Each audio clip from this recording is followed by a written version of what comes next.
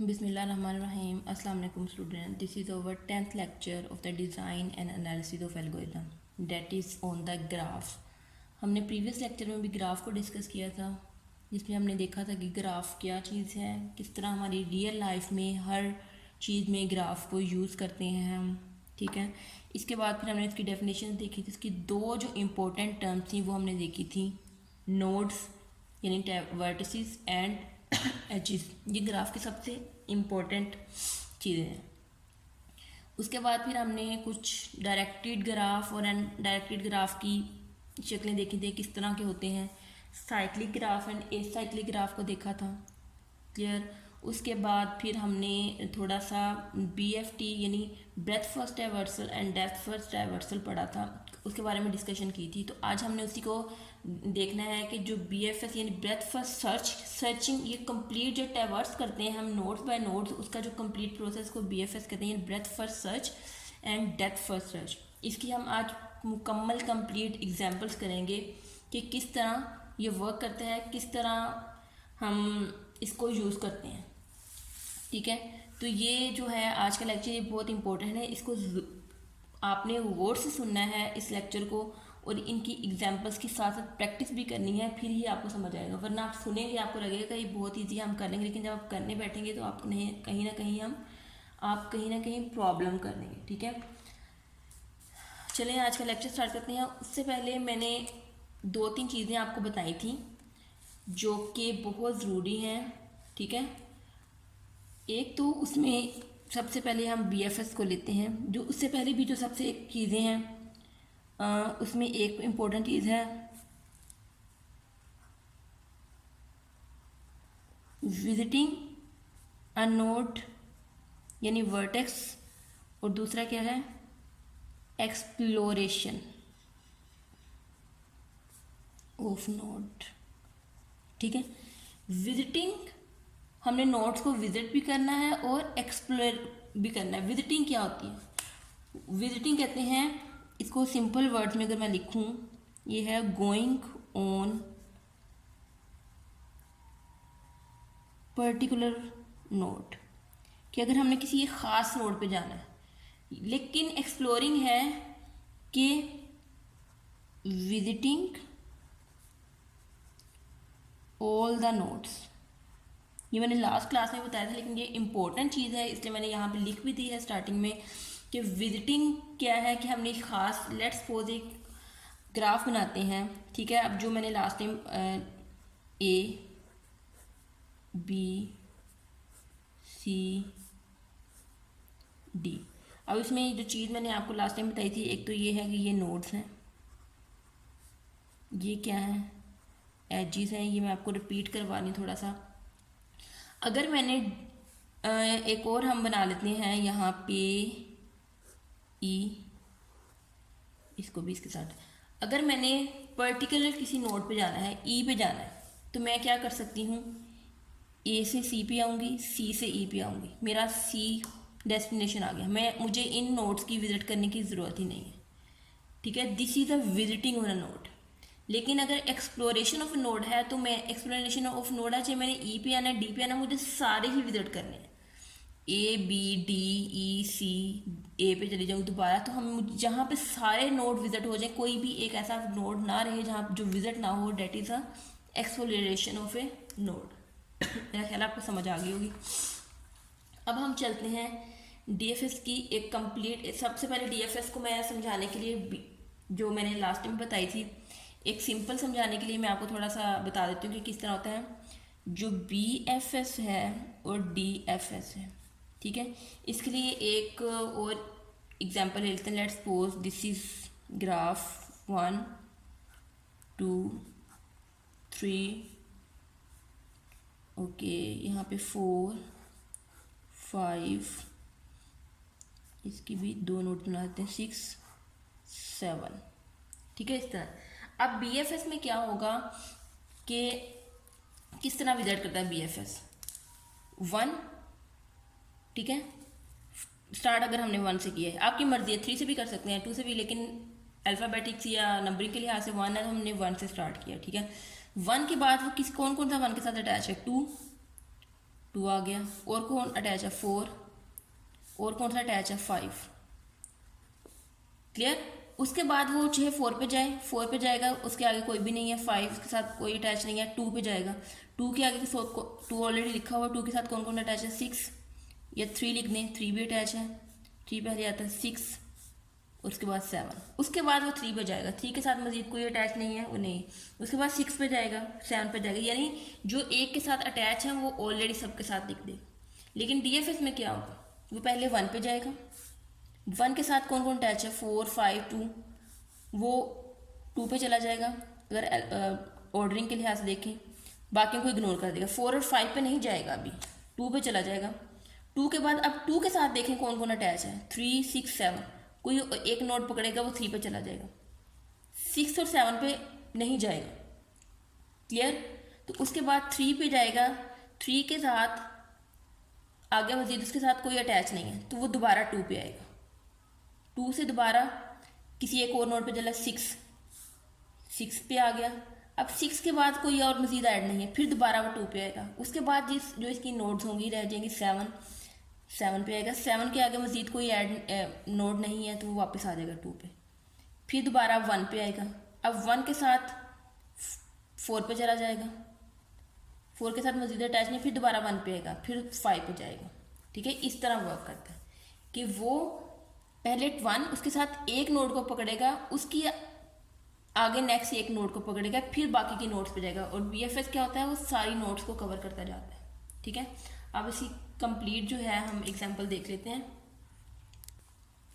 ये मैंने एक अनडायरेक्टेड सी एग्जांपल ले ली है, अनडायरेक्टेड सा ग्राफ ले लिया। ठीक है, थोड़ा सा कॉम्प्लेक्स है ताकि आपको समझ आ जाए, इस वजह से मैंने कॉम्प्लेक्स एग्जांपल ली है। अच्छा, अब हम इस पर बीएफएस अप्लाई करते हैं। तो बीएफएस के लिए एक चीज़ जो मैंने आपको सबसे पहले बताई थी वो क्या थी कि क्यू यूज़ होती है। तो हमने ये कितने एलिमेंट्स हैं 1 2 3 4 5 6 7 8 9 10 है, तो हमने क्या करना है, एक क्यू ले लेनी है। क्लियर, क्यू लेनी है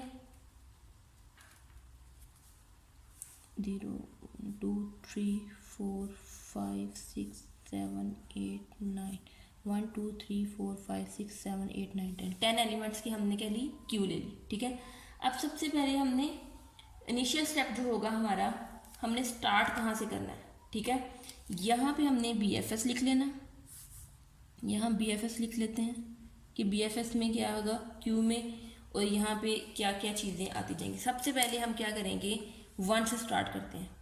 ठीक है, 1 इधर आया, क्यू में भी 1 आ गया, और हमने यहाँ पे 1 नोड लिख ली। अब 1 देखें, ये है बीएफएस में क्या होता है, उसके साथ जितनी भी अटैच हैं वो आ जाते हैं। ठीक है, तो अब उसमें क्या होगा, 4 है, 4 लिख लिया, ट्री बनाते जाएंगे ना हम ताकि इजी रहे। 2 है अटैच, इस तरफ 2 लिख लिया। ठीक है, और हमारे पास यहाँ पे भी क्या आ गया 4 और 2, और यहाँ हमारी क्यू में भी क्या आ गया, क्यू लिख देते हैं 4 और 2, क्यू में भी आते हैं। क्लियर।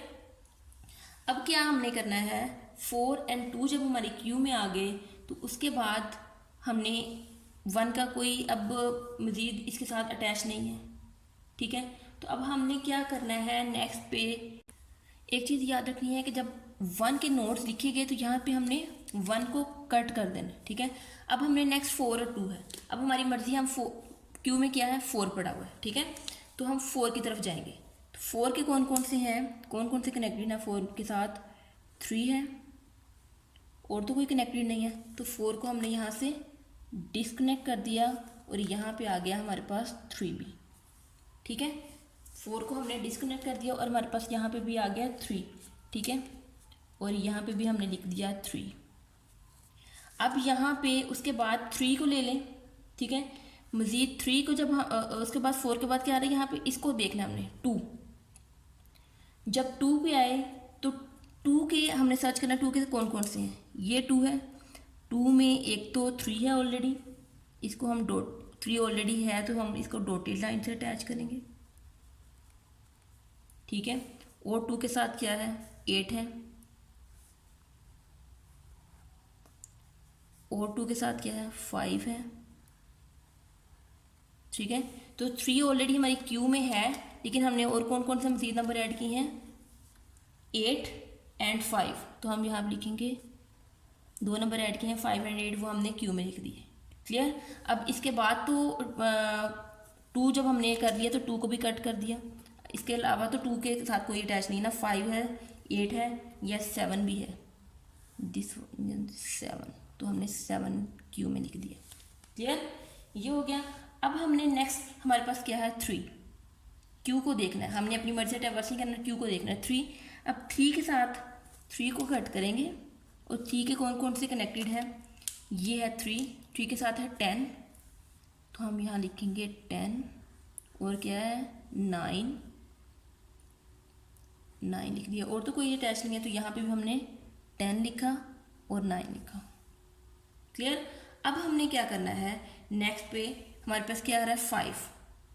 अब 5 को कट करेंगे और 5 के साथ जो जो अटैच होंगे, 5 के साथ क्या है, सबसे पहले इधर 2 ऑलरेडी हमारे पास है, तो ये बैक एंड पे जा रहा है, बैक एंड वाले को मैं डॉटेड लाइन से, ये बैक एजेस हैं, 5 और 2 है, तो हमारे पास क्योंकि 2 कट हो गया तो हमने 2 ऑलरेडी।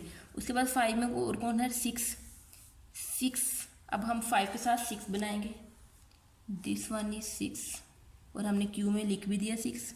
और हमारे पास क्या है, 5 में 2 भी हो गया, 6 भी हो गया, और ये वाला क्या है 8 ऑलरेडी है, तो इसको इसके साथ अटैच कर देंगे। ये हम इसलिए अटैच कर रहे हैं डॉटेड लाइन क्योंकि हमारी ऑलरेडी क्यू में है, तो जो क्यू में नहीं है उनको हम लिख देंगे, जो क्यू में है उनको डॉटेड लाइन से मिला तो देंगे, लेकिन क्यू में ऑलरेडी वो है, इसलिए हमने इनको डॉटेड लाइन दी।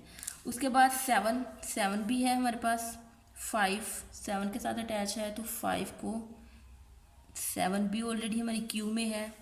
क्लियर। उसके बाद 5 के साथ ये भी हो गया, 2 के साथ भी हो गया, 6 के साथ भी हो गया, 6 लिख दिया हमने और क्यू में भी लिख दिया, 8 के साथ भी हो गया और 7 के साथ भी हो गया। क्लियर। उसके बाद हम आते हैं, हमारा 5 क्लियर हो गया, 8। अब 8 को कट करेंगे और 8 के साथ कौन कौन सा अटैच होगा, 8 के साथ एक 2 है, ये हम अनडायरेक्टेड ग्राफ है ना इसलिए बैक एंड पे भी जा सकते हैं, इस तरफ भी बढ़ सकते हैं, इस तरफ भी। 8 के साथ 2 है, वो भी हो गया। उसके बाद 2 ऑलरेडी हमारी उसमें है, 5, ये भी 5, ये हो गया।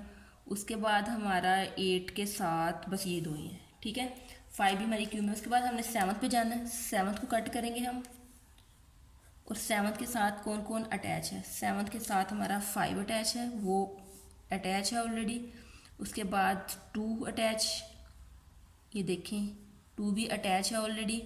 उसके बाद 7 के साथ 2 ही हैं, ठीक है। उसके बाद फिर 10 को कट करेंगे, 10 पे आ गया, 10 किसके साथ कनेक्टेड है, 3, वो ऑलरेडी कनेक्टेड है। उसके बाद 9 के साथ ऑलरेडी 3 कनेक्टेड है, ये भी कट हो गया। उसके बाद 6 के साथ 5 कनेक्टेड है, वो भी कट हो गया, ठीक है। तो हमारे पास क्या आई, सॉरी यहाँ पे तो हमने लिखा ही नहीं था, जब हमने यहाँ पे 3 5 7 10 9 6 ये भी तो यहाँ से ऊपर साथ साथ लिखनी, तो हमारे पास ये क्या होगी, हमारी विजिटिव ब्रेकफास्ट है, यानी 1 4 2 3 5 7 10 9 6, ये हमारे पास है। अगर हम इसको सिंपली देखें, क्यों यूज़ करते हैं, ताकि हमारे पास कोई नोड ऐसी ना रहे जो हम विजिट ना कर पाए, ठीक है। हमारे पास रिकॉर्ड रहे कि हमने सारी नोड्स को विजिट कर लिया, ऐसा कोई कहीं पे ना हो कि कहीं पे हमारी कोई नोड रह ना जाए, ठीक है। इसमें डिफरेंट रूल्स हैं, ठीक है। एक रूल क्या है इसका, कि एक तो करनी है अपने visit all nodes of exploring, सारी नोड्स को आपने करना है, ठीक है। और दूसरी ये कि है आपके पास फ्रीडम है, ये आपके पास फ्रीडम है कि आप जिसके साथ मर्जी जा सकते हैं, पहले 4 पे जा सकते हैं, 2 कर सकते हैं, ये स्टार्ट जहाँ से मर्जी, ये आप पे फ्रीडम है, ठीक है। और दूसरा क्या है कि स्टार्ट आप कहीं से भी कर सकते हैं, स्टार्ट एनी पॉइंट, ये आप पे डिपेंड करता है, ठीक है। एक्सप्लोरिंग एनी पॉइंट, किसी को भी पहले एक्सप्लोर कर सकते हैं, अगर 1 है तो उसको 2 को पहले कर सकते हैं, 4 को, आप पे डिपेंड करता है। तो मेरा ख्याल है कि आपको समझ आ गई होगी कि इस तरह ये है। क्यों बनाई, बहुत सिंपल है, ठीक है।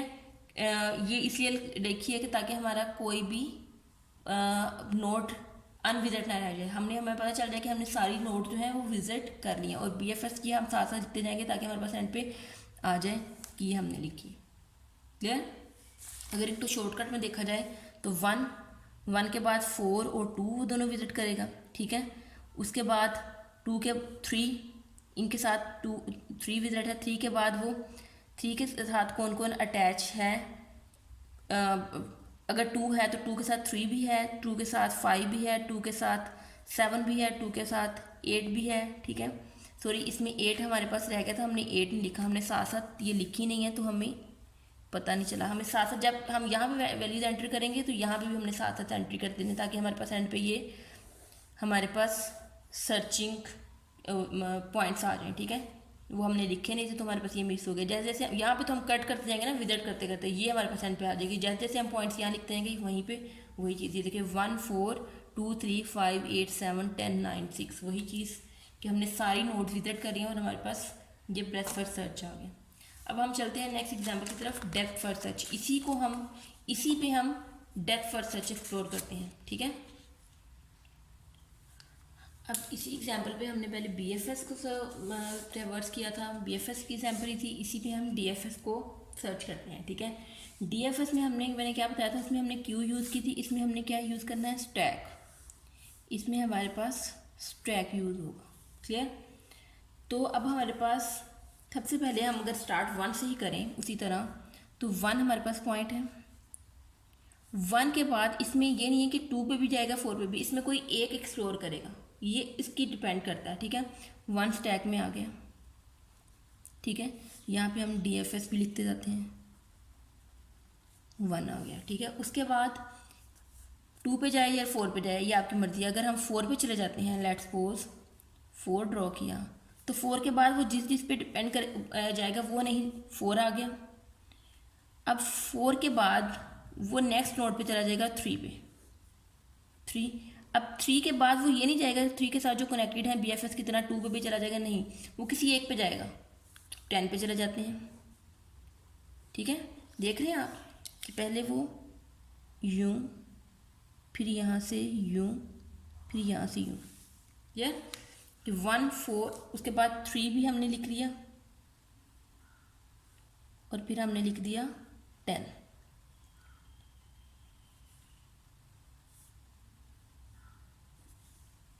अच्छा, अब हमने 3 लिखा, 10 को भी स्टैक में लिखना। पहले 3 लिखा, 3 के बाद उनको 10, लेकिन अब 10 को वो क्या करेंगे कि हाँ 10, अब हमारे पास 10 है तो 10 के नेक्स्ट में कोई नोड नहीं है, वो मज़ीद किसी नोड पे नहीं जाएगा, तो वो क्या करेगा, दोबारा 3 पे आएगा, ठीक है।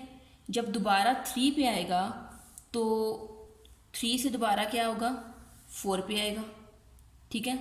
अब जब 4 पे आएगा तो यहाँ पे वो एक्सप्लोर करना शुरू कर देगा, ठीक है।